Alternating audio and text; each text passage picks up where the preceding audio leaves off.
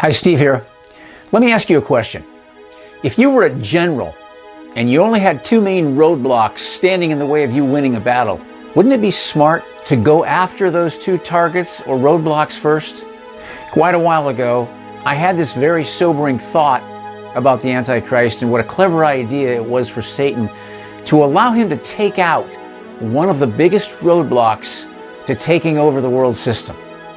There are really only two countries that defend and represent mankind's freedom to live and work as they choose, and defend the right to live without tyranny and oppression for its people: Israel and America. Now, if you were the devil and your goal was to bring in your kingdom on earth, wouldn't you want the two countries blocking or hindering you from reaching that goal out of the way? Of course, if you voted for Obama in 2008, you were not a Christian then. Maybe you're still not. Maybe you think you are, but don't understand that to vote for a man or woman who is okay with killing babies, it's not the value that Christians share. To answer the responsibility we're given in Proverbs to speak up for those who cannot speak for themselves. Speak up for those who cannot speak for themselves, for the rights of all who are destitute. If you don't think Obama is the Antichrist, you may be right. If you think he is the Antichrist, you may be right. In Revelation chapter 13, we read several things about the Antichrist, the beast, and the false prophet.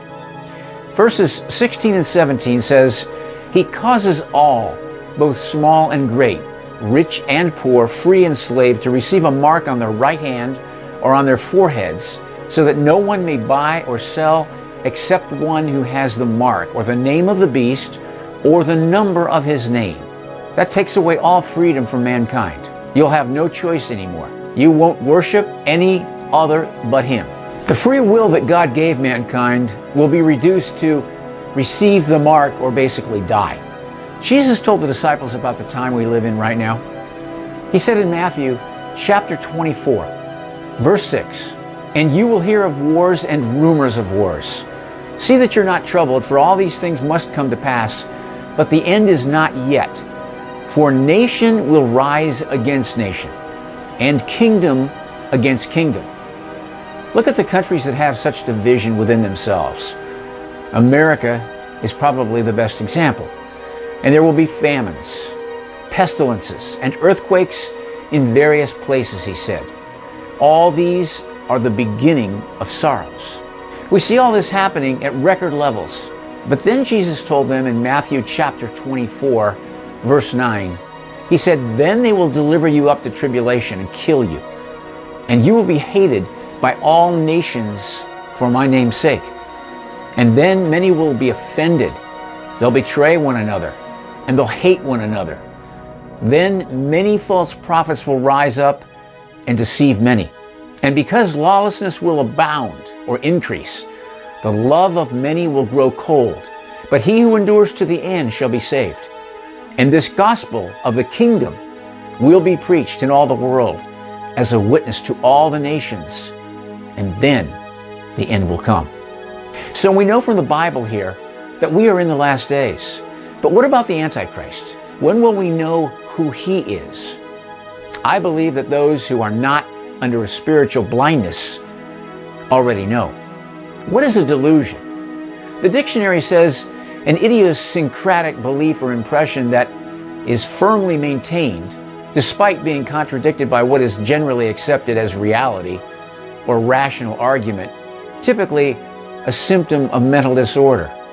We see that in America right now. The action of deluding someone or the state of being deluded. How could America be given over to a spirit of delusion? Simple. By rejecting Jesus Christ and living in constant disobedience to his word. We're spiritual reprobates in America.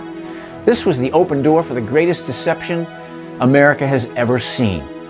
The globalists, who are really Luciferians at the highest levels, had George Bush installed as president. He got us into a war with a country that had done nothing to us, but had something the globalists wanted. When it was time for us to elect a new president, we all looked at our slipping economy and we heard a man promising hope and change. We grabbed onto it. And since he was a smart black man, we thought, hey, he'll give us what we want, and we'll make history with the first black president in America. Sounds great. It seemed wonderful. Here's what really happened. We voted in a man with a complete life of fiction, a total and complete lie from the beginning to even now, a delusion. He contradicts himself on prompter. He'll say one thing about his family and his past and another thing about his family and his past, and they don't match. It's fiction. What most people don't know is the extent of the lies that we have been told. In retrospect, it seems as though everything that Barack Obama has said about his family has been carefully calculated and written and read off a teleprompter for political gain. Because almost none of it, think of this, almost none of it is true. What he says is false. Watch. So the Kennedys decided we're going to do an airlift. We're going to go out to Africa. And we're going to start bringing young Africans over to this country and give them scholarships to study so that they can learn what a wonderful country America is.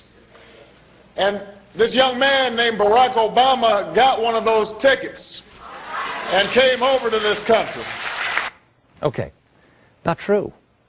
John F. Kennedy wasn't even the president when Barack Sr. arrived in Honolulu to enroll at the University of Hawaii in 1959. Obama Sr. was able to take advantage of a program provided by Jackie Robinson and Harry Belafonte, but it was a fund for Africans. So why would he say the Kennedys did it? Because the timeline is wrong. Then there is the fable about his parents getting together as a result of the march on Selma, Alabama, in the same speech. Watch. There's some good craziness going on because they looked at each other and they decided, we know that in the world as it has been, it might not be possible for us to get together and have a child. But something's stirring across the country because of what happened in Selma, Alabama, because some folks are willing to march across a bridge. And so they got together and Barack Obama Jr. was born. That's a great story, but none of it is true. See, the problem with that one is that Barack Obama Jr. was born 4 years before the march on Selma took place. I'm here because somebody marched. No, you're not. You don't have a claim. You're not here because they marched. You were born before they marched. You were born in 1961, and the Selma March was 1965. So, Mr. President, where are you getting this story? You are not coming home when you come to Selma, Alabama. Tonight is a particular honor for me because, let's face it, my presence on this stage is pretty unlikely. My father was a foreign student, born and raised in a small village in Kenya. He grew up herding goats, went to school in a tin roof shack. His father, my grandfather, was a cook, a domestic servant to the British. It's not true. According to his father's wife, not true. Barack Sr. married Kezia when he was 18 and she was 16. Her parents were upset and wanted her to come back home. So Senior's father, his grandfather, gave Kezia's family 14 cows as a dowry. How many servants of the British masters have 14 cows in which to buy their son's wife? My father was a baker. We didn't have any cows or wouldn't have that kind of money to buy my wife. But Barack continued. My parents shared not only an improbable love, they shared an abiding faith in the possibilities of this nation. The love his parents shared is improbable. That much is absolutely true. Considering that Barack Sr. was still married to the aforementioned Kenyan woman named Kezia, who had 2 children with him. So it was improbable. So his dad comes over, while still married and 2 children over there, he comes over here. That's where he meets Barack's mother, Stanley Ann Dunham. Barack and Dunham never even shared the same residence.